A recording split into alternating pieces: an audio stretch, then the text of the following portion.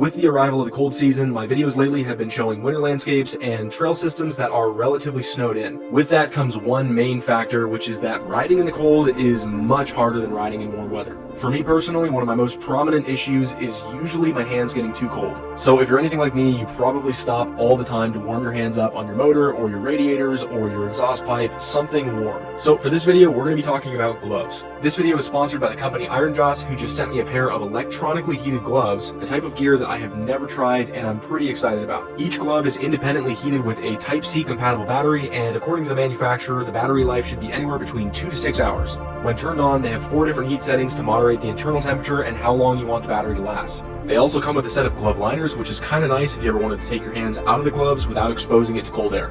Alright, so now that we know that they work, the question is, how do they do in a cold environment out on a ride? Hey, what's up guys? I am out in some local hills just doing kind of a test run of these new gloves. Believe it or not, it's actually snowing on me right now. You might not be able to see it because the flakes are really small, but there's definitely snow coming down up there. So like I was saying earlier, these are heated gloves and they have their own electric system on the inside that warms up the gloves for you.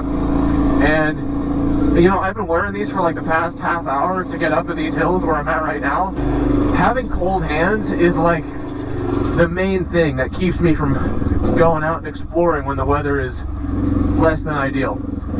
Like, I can put up with a lot, but when my hands are cold, I'm just in a bad mood and I'm not having fun. Going into this, I really thought there were going to be some things that I wasn't going to like about the gloves. And namely, I was most worried about how bulky they were going to feel. You know, because they're kind of like snowmobiling gloves. And I thought that I wasn't going to have good use of the controls, and I do.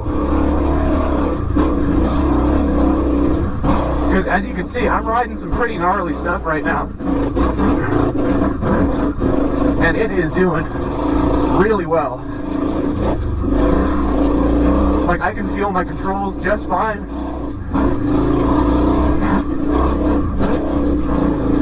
And I'm not having any hard time riding this stuff. So like I was saying earlier, these gloves have multiple settings depending on how warm do you want them to get. Right now, since it's probably teetering between...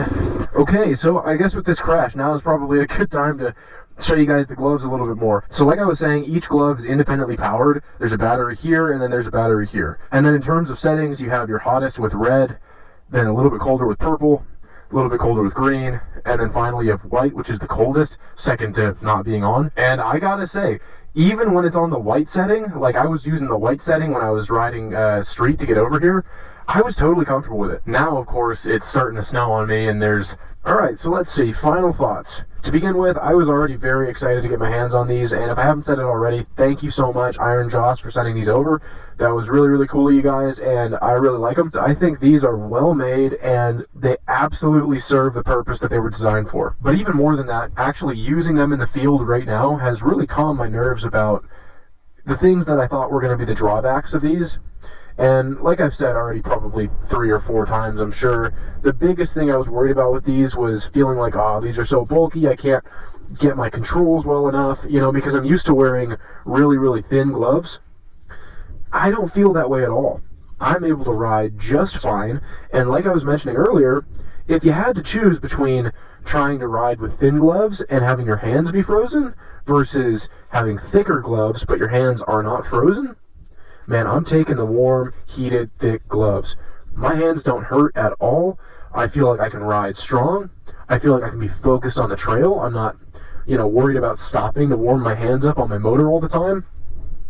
I mean, that is a huge step up from what I've had to do for my whole life. I've never had anything like this. So, really cool to have had the opportunity to give my 2 cents on these.